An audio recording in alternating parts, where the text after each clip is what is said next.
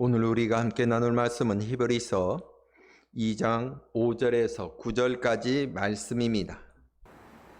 하나님이 우리가 말하는 바 장차 올 세상을 천사들에게 복종하게 하심이 아니니라.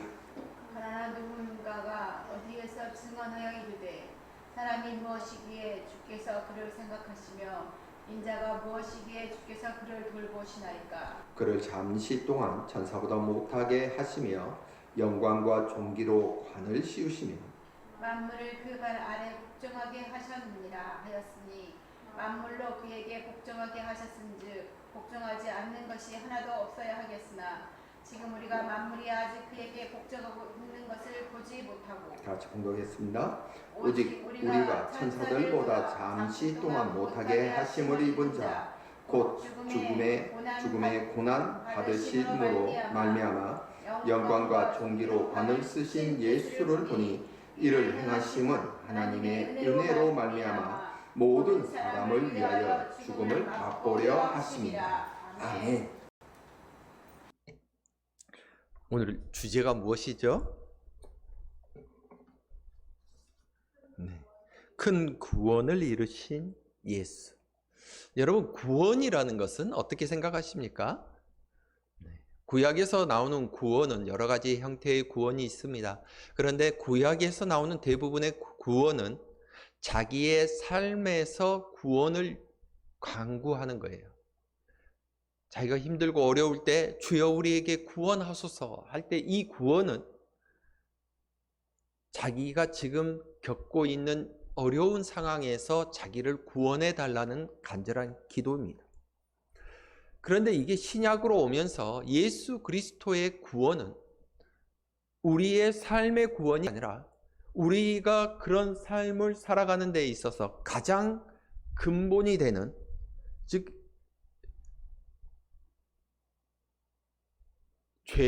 죄에 대한 구원입니다. 그 죄에 대한 구원은 다른 말로 얘기하면 원죄에 대한 구원이에요. 그래서 오늘 주제가 큰 구원이에요. 삶의 구원이 아니라 근본적인 구원을 말씀하시는 겁니다.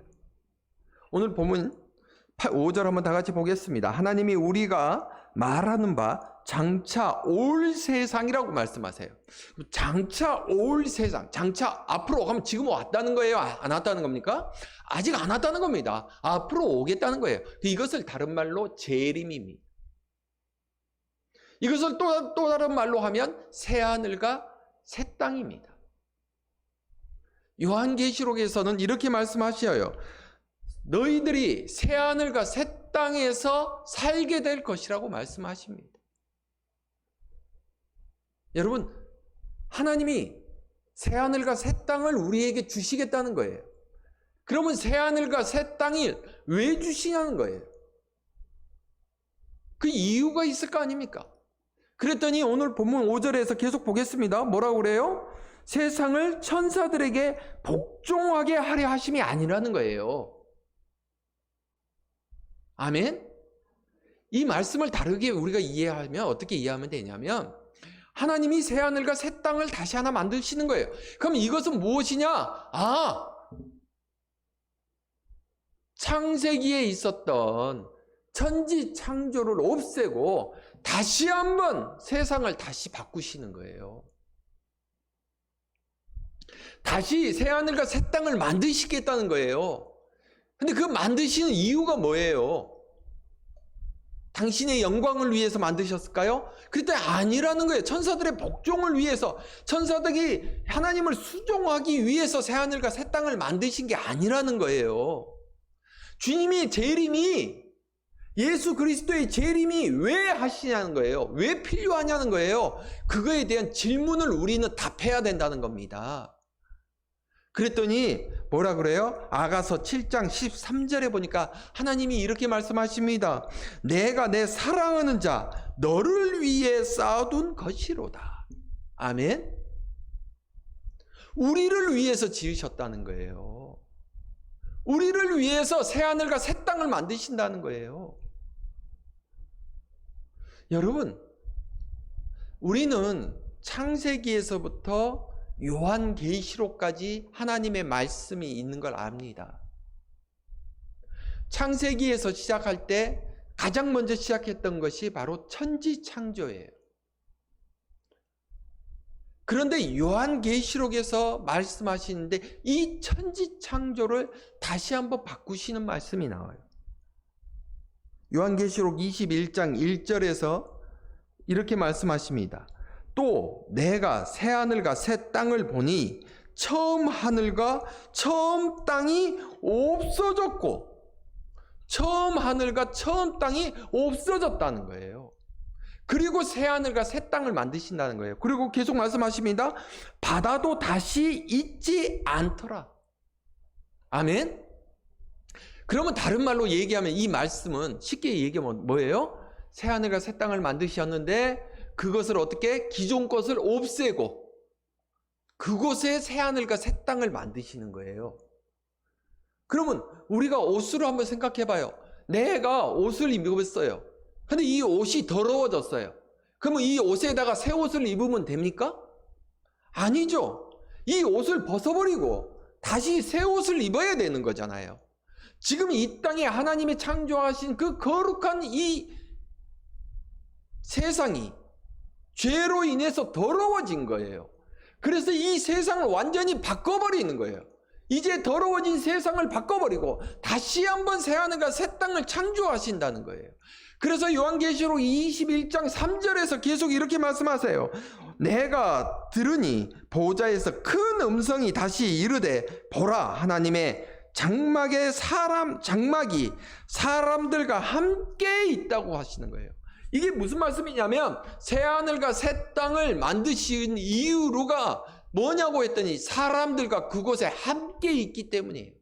함께 있으려고 그 새하늘과 새 땅을 만드시는 거예요. 집을 지었어요.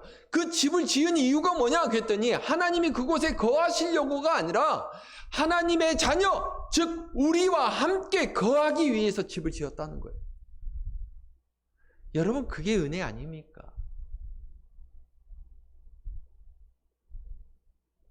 여러분, 창세기하고 요한계시록을 두 개를 다시 합치면 하나님이 천지 창조를 만드시고 그리고 그 천지 창조 끝에 그 다음에 그곳에 에덴 동산을 만드셔요. 에덴 동산에서 하나님은 그곳을 거니십니다. 그러면 에덴 동산이라는 곳이 하나님이 거니시기 위한 동산입니까? 아니면 아담과 하와를 위해서 만드신 겁니까? 여러분, 그것은 말할 필요가 없어요. 아담과 하와가 그곳에서 살게 하기 위해서 에덴 동산을 만드신 거예요. 그런데 아담과 하와가 죄를 지어서 그곳에 쫓겨나잖아요. 그리고 그것을 봉쇄해버립니다. 앞으로 그 누구도 에덴 동산에 들어오지 못하게 불칼로 그곳을 막아버렸어요. 이제 우리는 에덴 동산에 들어갈 수가 없어요. 이것을 하나님은 안타깝게 생각하신 거예요. 다시 우리가 에덴 동산에서 하나님과 함께 살기를 하나님은 원하세요. 그곳이 어디에? 천국이 아니라 이 땅에서. 그래서 요한계시록에서 다시 갑니다. 막 세상의 성경의 그 수많은 말씀의 마지막에 뭐가 나와요? 요한계시록이 나와요. 그러면서 뭐라고 하셔요? 그곳에서 다시 한번 새하늘과 새 땅을 만드시고 우리와 함께 거하시기 위해서 그 새하늘과 새 땅에 만드셨다고 말씀하시는 거예요. 이게 은혜예요.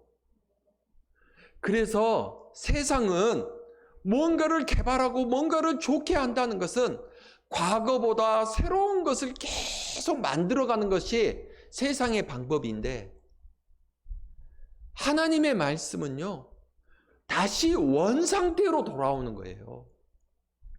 다시 창조시대의 아담과 하와가 에덴 동산에서 사는 것처럼 우리가 하나님의 모든 말씀의 기준이 돼서 그 동산에서 주님과 함께 살기를 다시 하나님은 원하시는 거예요.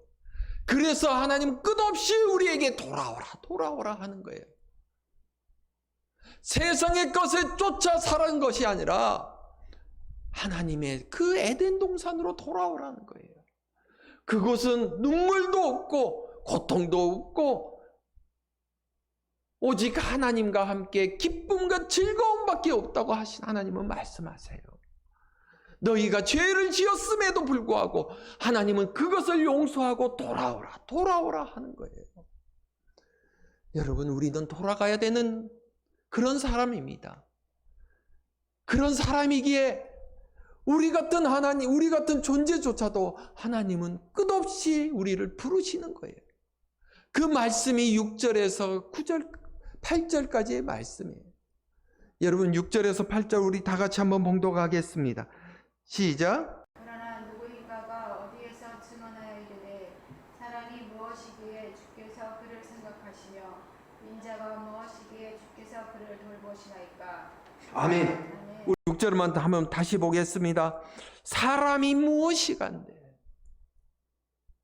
그 중간에 다시 또 있죠. 인자가 무엇이간데. 여러분, 사람과 인자는 동일한 말씀입니다. 동일한 지칭이에요. 그러면 여기에서 말씀하시는 그 사람은 그냥 일반적인 사람을 얘기하는 것이 아니라 사람의 속성을 가지고 있는 사람이에요. 우리가 좀 더 쉽게 얘기를 하면 인간의 그런 욕망, 세상의 그런 인간의 본성을 가지고 있는 사람들이에요. 인간의 본성은 끝없이 죄악 속에 있습니다.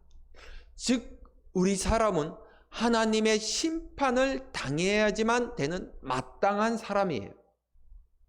하나님의 심판을 당해야 할 사람을 하나님은 어떻게 하셨다고요? 구원하셨다는 거예요. 은혜를 베풀어 주셨다는 거예요.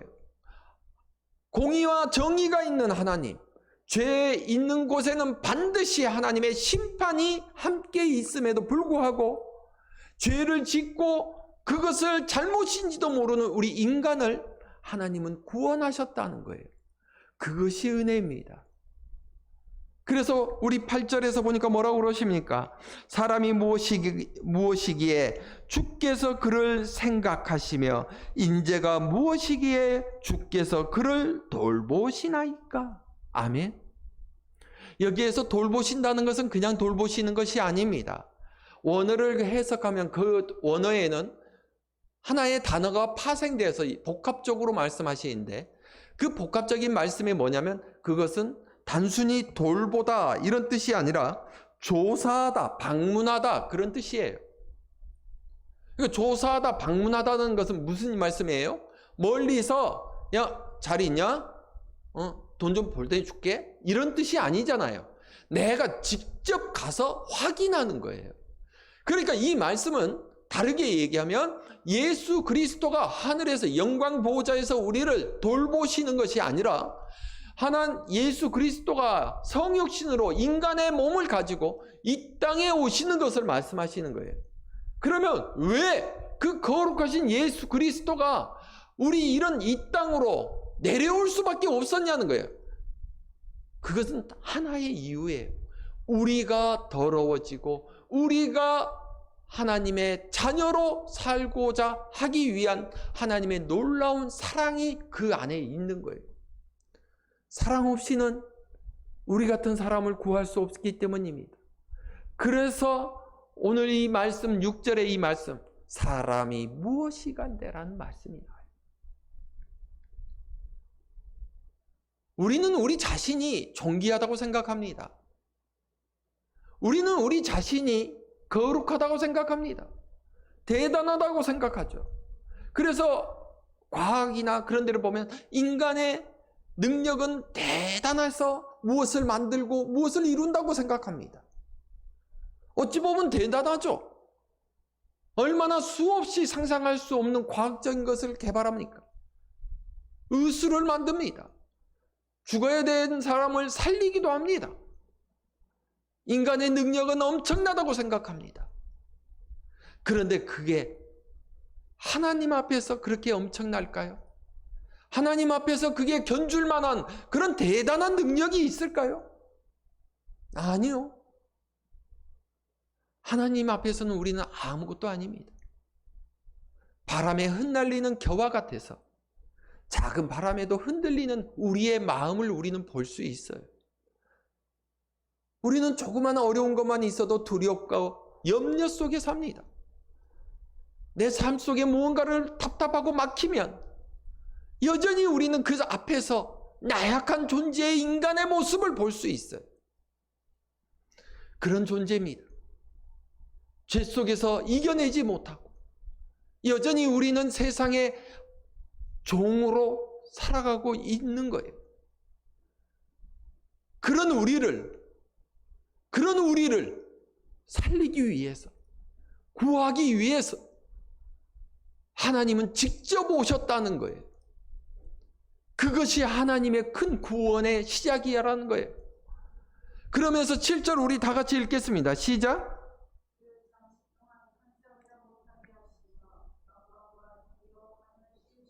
아멘.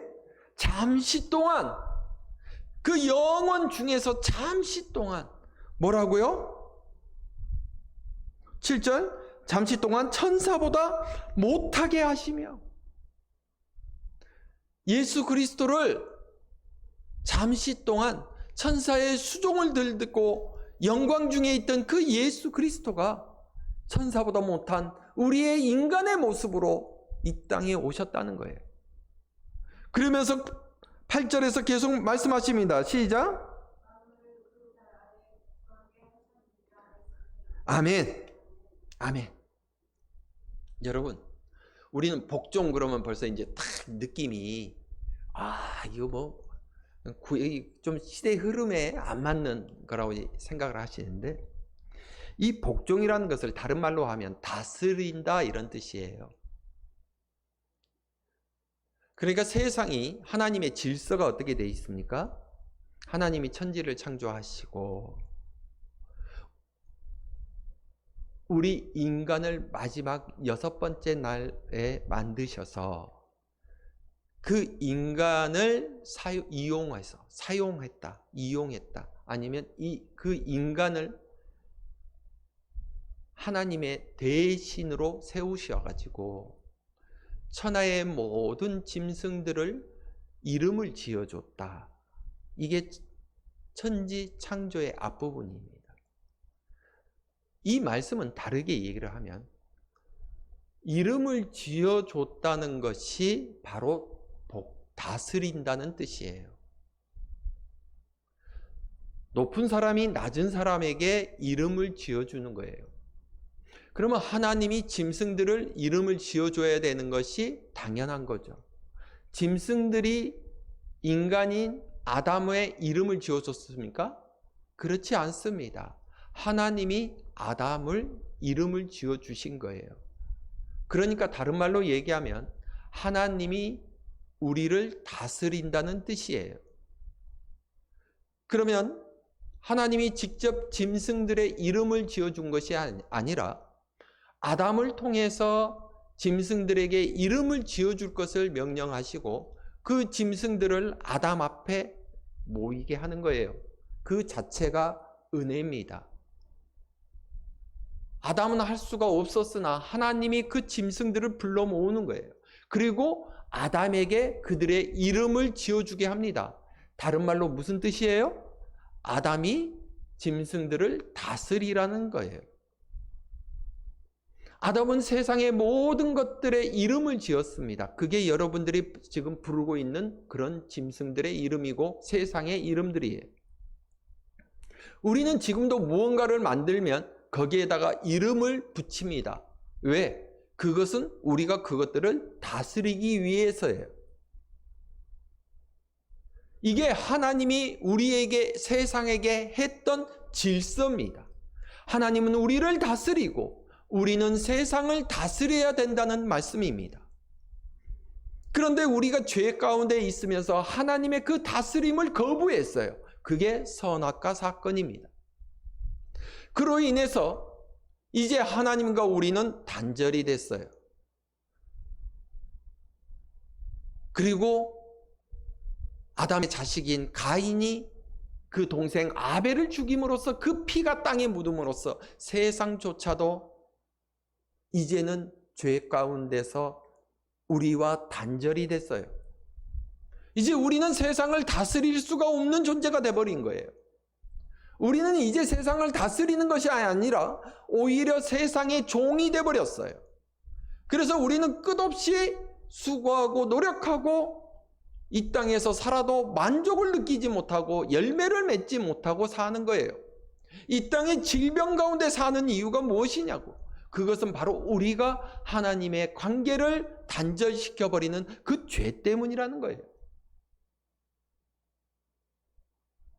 이제 그것을 다시 회복하고자 하는 것이 하나님의 뜻입니다. 이제 질서가 회복해야 된다는 거예요.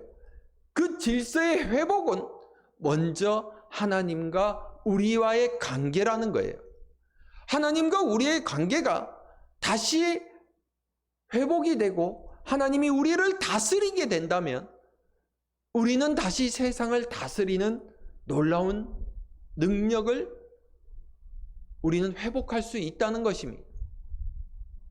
그러면 그 하나님이 우리를 다스린다는 그 증거가 어디에 있냐는 거예요. 그것은 하나님의 말씀을 순종하는 것에서부터 시작하는 거예요. 우리가 하나님의 말씀을 순종하지도 않으면서 어떻게 하나님과의 관계가 회복됐다고 말씀하실 수 있겠습니까? 그래서 우리는 하나님의 말씀을 순종해야 되는 것이고 하나님은 우리에게 끝없이 하나님의 말씀을 순종해야지만 하나님의 놀라운 능력과 은혜를 우리 가운데 베풀어 주시겠다고 말씀하시는 거예요. 그것이 8절의 앞부분이 그 말씀이에요. 우리 8절 한번 계속 보겠습니다. 8절에 보니까 만물을 그 발 아래 복종하게 하셨느니라 하셨으니 만물로 그에게 복종하게 하셨은즉 복종하지 않은 것이 하나도 없어야 하겠으나. 아멘? 하나도 없어야 돼. 당연한 거잖아요. 만물이 하나님 앞에 복종해야 된다니까. 특히 우리 인간이 가장 먼저 하나님의 말씀에 순종해야 된다니까. 그런데 뭐라고 해요? 지금 우리가 만물이 아직 그에게 복종하고 있는 것을 보지 못했다는 거예요. 질서가 회복이 됐다는 겁니까? 안 됐다는 겁니까? 회복이 안 됐다는 거예요. 아직도 구원의 완벽한 역사가 이루어지지 않았다는 거예요. 그러면서 9절에서 이 결론의 말씀하십니다. 9절 우리 다 같이 한번 봉독하겠습니다. 시작.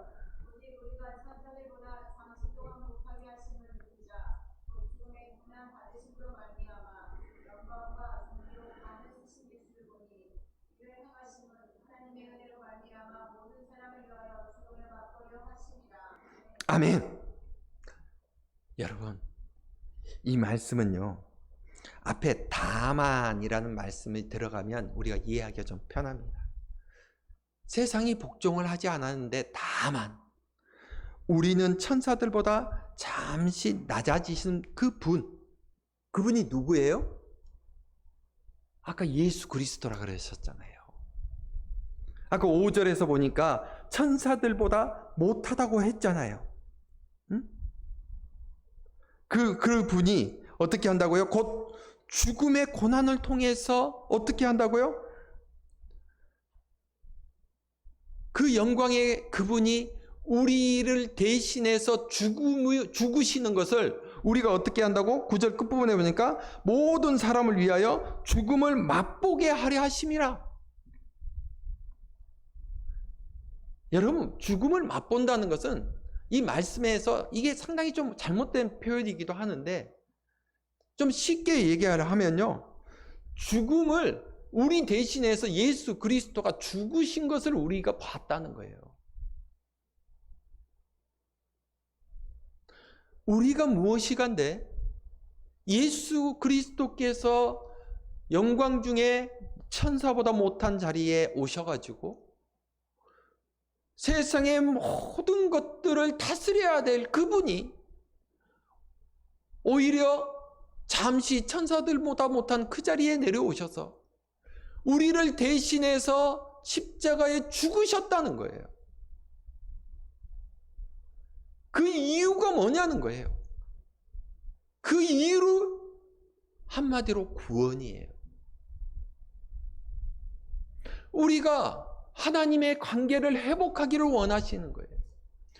그 관계를 회복하기 위해서 하나님은 끊임없이 우리에게 그 하나님의 사랑을 베풀어 주시는 거예요. 우리 보러 하나님이 우리에게 올라오라고 하지 않습니다. 너희들은 이렇게 살라고 하지 않습니다. 하나님이 우리에게 오셨다는 거예요. 높으신 곳에서 이 낮은 곳으로 오셨다는 거예요. 그리고 우리에게 그렇게 말씀하시는 거예요. 나같이 살아라. 나를 닮아라. 너희들은 살 길이 이 길이다. 여러분, 우리가 바뀌는 것은 쉽지 않습니다. 왜? 우리는 여전히 육신의 삶을 살고 있기 때문에. 우리는 사람의 본성으로 살기 때문이에요. 그러나 우리가 사람의 본성으로 산다는 것은 우리가 심판받아야 되는 거라는 거예요. 그런데 우리가 심판받지 않을 수 있는 방법은 우리가 예수를 믿고 거룩한 삶으로 변화되는 거예요. 하나님은 그걸 우리에게 원하십니다. 세상은 아직 이 땅에서 하나님의 말씀대로 순종하지 않고 있어요. 이제 그날이 언제인지 우리는 알고 있어요. 바로 주님이 다시 오시는 그날이에요. 그래서 5절에서 말씀하시는 그날, 주님이 다시 오시는 그 재림의 때를 위해서 우리는 끊임없이 지금 주님을 바라보고 소망 가운데 살아야 된다는 거예요. 여러분, 우리는 하나님 외에, 하나님 없이는 아무것도 할 수 없는 그런 연약한 존재예요. 그런데 하나님이 함께 하시니까 우리는 권능이 있는 거예요. 하나님이 함께 하시니까 우리는 우리 안에 하나님의 영광을 나타내는 위대한 존재가 되는 거예요. 왜 우리가 세상에 눌리고 왜 세상에 우리가 종된 삶을 살겠습니까? 아닙니다. 우리는 하나님과 함께 있으면 우리는 그들을 다스리는 거예요. 내게 능력이 없다고요? 나는 연약하다고요? 아닙니다. 하나님이 함께 하시니까 여러분은 능력자요. 하나님이 함께 하시니까 여러분 앞에는 놀라운 강력한 힘이 있는 것입니다. 여러분, 그걸 믿는 자가 곧 주님의 자녀요, 주님의 백성인 거예요. 그런 자가 하나님과 함께 동행하는 삶을 사는 겁니다. 담대히 나가십시오. 능력이 여러분에게 있습니다. 그 능력을 활용하십시오. 그 능력이 바로 하나님이십니다. 하나님을 믿고 하나님과 함께 동행하는 여러분이 되시기를 주님의 이름으로 축복합니다. 기도하겠습니다.